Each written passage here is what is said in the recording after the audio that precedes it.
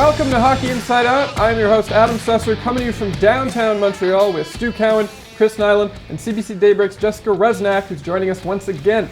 Let's take a look at what we're going to be talking about on today's show. Number 1, was Alexander Galchenyuk rushed back too quickly from his knee injury? Number 2, who do you drop when Andrei Markov returns from his injury? Number 3, did Carey Price's near shutout against the Flames on Tuesday night put to rest fans' fears about his recent struggles? Number 4 is our viewer question of the week, which asks, why is Shea Weber no longer hitting opposing forwards? And number 5, will going to the All-Star Game rather than resting hurt Carey Price later on in the season? Let's start the show.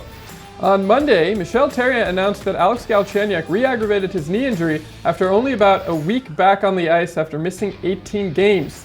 Don't worry though, there's no need to panic because Therrien has assured everyone that it's only day-to-day. So, I'm certain Habs fans have nothing to worry about.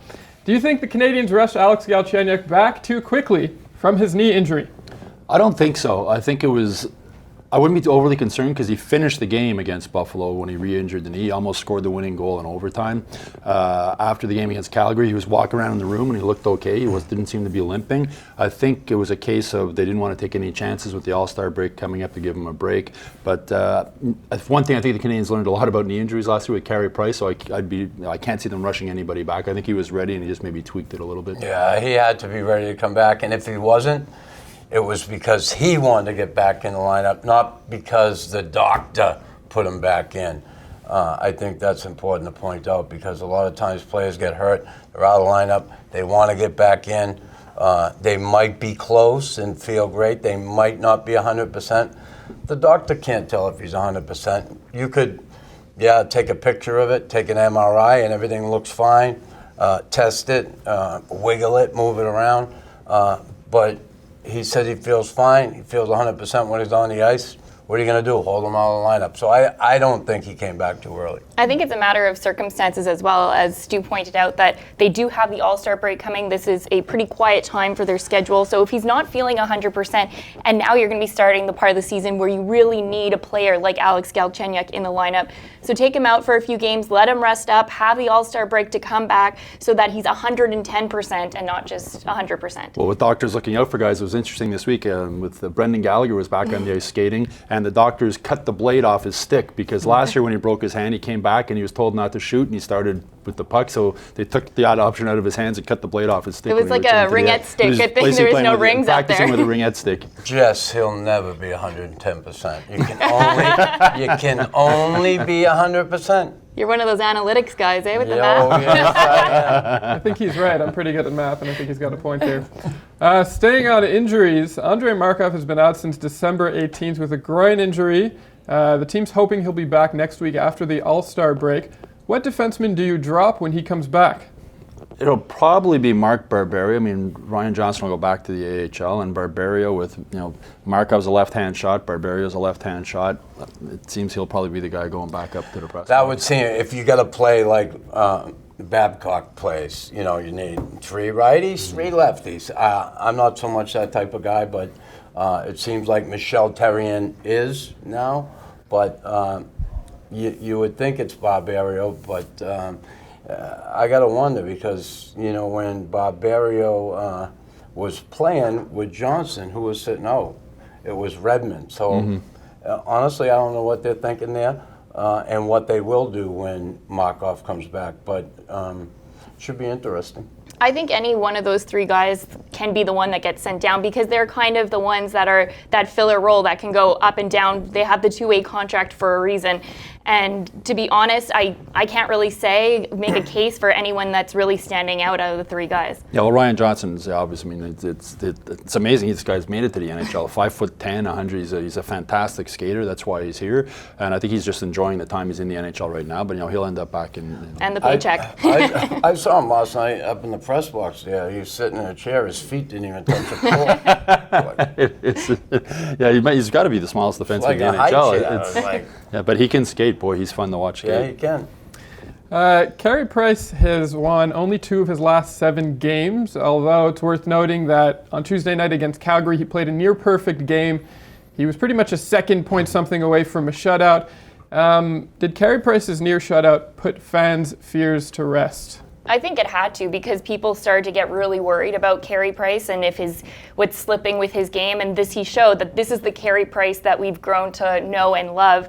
And he's capable of getting his game back. I think any player can tell you that they go through a slump throughout the season, and he had a mini one. He snapped his 3-game losing streak, which is always good as well. So I think this was important for Carey Price to have a game like that, to just silence the critics, at least for now, because we know in Montreal they don't go away too quickly. Well, in the words of Carey Price, chill, right? That was his. I mean, Carey Price is still, in my opinion, the best goalie in the NHL. He went through a little bit of a slump there.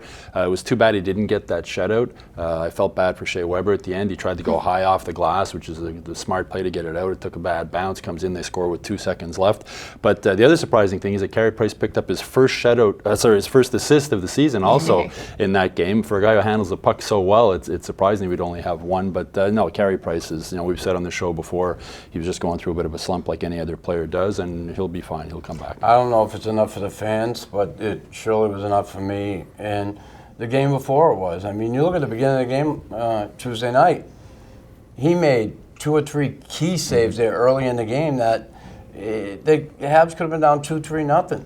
He kept them in the game right at the start. They got going.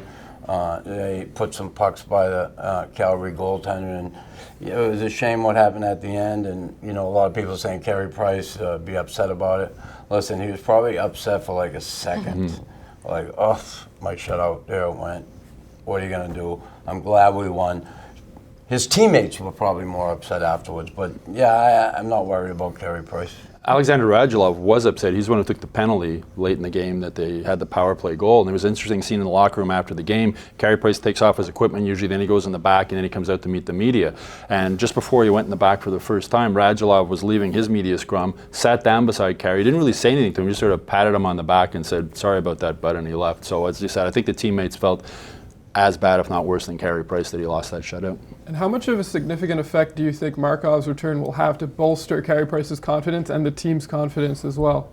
I think it's going to bolster Michel Therrien's confidence because he hasn't had a lot of confidence in his number 6 defenseman going forward, and it's going to be interesting to see. Petrie and Beaulieu have been playing together a lot. They've been really good when they're good, and they've been really bad when they're bad. So it'll be interesting to see who he puts with who. But a veteran defenseman like him coming back, Andrei Markov's a smart player. He makes the smart play most of the time, and that'll definitely help Carey Price. Yeah, I don't think it does anything for his confidence. But it should help the team overall. Price's confidence is something that comes from within him and his focus and all that and how he plays. Not so much on the other guy, but it's going to help the team. And he's a big leader, too. He's not the most vocal guy, but anytime you talk to any of the players in the room, they mention about the effect that Andrei Markov has being a veteran on that team. So off the ice as well, that can help the team as well. Yeah, and he's kind of funny to look at, too. But he is so calm. Carey Price, as calm as he is on the ice, when you see him go out to play the puck behind the net, he's the same way after a game when he meets the media. He's just so calm and so relaxed. As I said, his chill, everybody chill is one of his great lines. Okay, at this point in the episode, it's time for our HIO viewer question of the week. Before we get to this week's viewer question, we have a special treat for you. We're going to be giving away a copy of John Scott's new book entitled A Guy Like Me, Fighting to Make the Cut, in which the one-time Canadian chronicles his hockey life and being named NHL All-Star Game captain and then MVP. So send your questions to the email address on the screen below. Don't forget to include your address, because if your question's chosen for next week's show, we're going to send you the book. Simple as that. This week's question comes to us from Doug Harris in Verdun, who asks, why does it appear that Shea Weber is no longer hitting opposing forwards? Hitting the big hits, maybe no. I think Shea Weber is playing monster minutes. He's playing 25 minutes a game, and I think he's a master at sort of pacing himself to the game and not running around chasing guys and that.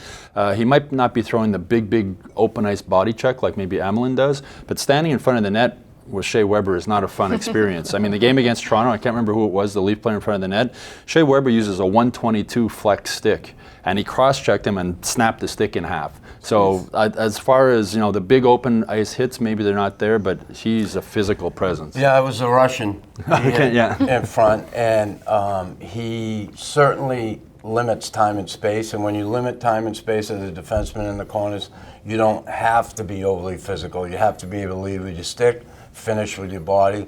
The big hits, all right, maybe we haven't seen as many, but he certainly those are hits that if he feels he needs to get involved in that way, depending on what the other team's doing, he'll do it.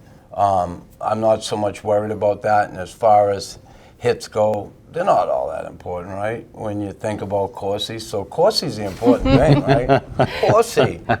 Corsi is so important. But as you mentioned, the minutes that he's been playing, and if you look at the schedule that the Habs have been on, it's been grueling so far. So, yeah, as you guys said, he's not maybe doing those big hits that you would see on a highlight reel or really be able to point out, but he is being physical in many other ways, and it really shouldn't be something to be concerned about. One thing to watch when he's playing, I like sort of watching, is when he's battling for the puck in the corner, and he'll actually pin a guy against the boards with one arm and use his other arm with his stick to poke it up. And there's not a lot of guys in the NHL who have the strength to be able to do that.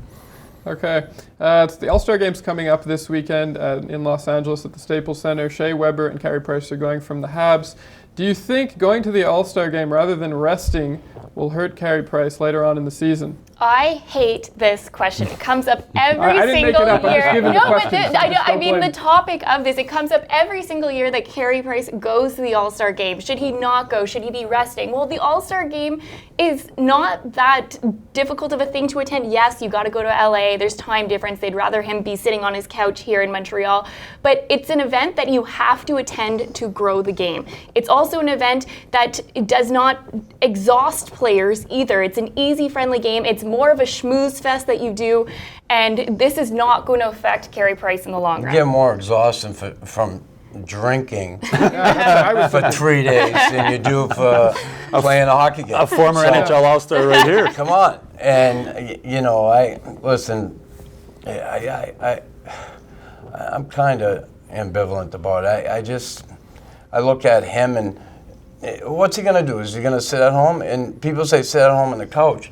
Most of these guys hop on a plane and go to Florida now. Yeah. It's not like they're going to stay at home anyway. So, yeah, it's across the country, the time change and all that. But come on, it's not like you're going to Afghanistan to visit the troops. You're going to LA. And you're probably flying first class as well. No. I'm sure if he had his choice, he'd rather be on a beach somewhere or sitting on his couch at home in the South Shore. But as you say, it's part of growing the game, and it's part of going there. And I believe they bring their families with them, and it's a fun weekend for them. So I mean, if he had his choice, and if Canadiens fans had their choice, they'd probably prefer he'd stay home. But I don't think it's, as you said, it's not an exhausting weekend. It's not like he's going to be exhausted. Yeah, they bring their people with them, my people. But if you even look, too, that all the other players who get to go to the All-Star Game, I'm sure they would rather be going to Florida, staying at home, or a mini weekend somewhere else. So if everyone said, I can't go because I want to rest, there'll be no All-Star Game, and that would be a big issue. My only concern for goalies, concern for goalies in the All-Star Game is with the amount of shots they face and some of the things you worry about, a guy pulling something, or that's the only concern. I have more of a concern of that with a goalie than I do with a regular player. It's a waste of time. Going back to the partying, Chris, you have a quick story you can tell us about your experiences at an All-Star Game? Well, no, I got invited. I broke my ankle before I went. I couldn't go. So. Brett Hull could tell a few good stories about the All-Star Game if he was here. I would have had fun. It was in Chicago. I would have had a blast. Mm-hmm. Okay. And I'm sure I would have hit someone. But we'll never know. Okay, that's our show for this week. Thanks for joining us, Habs fans. We'll be back next Thursday like always. Like the video and subscribe to our channel if you haven't already. And we want to hear your opinions on the topics that we discussed today, so leave comments in the comment section below. My name's Adam Susser. I'll see you next week.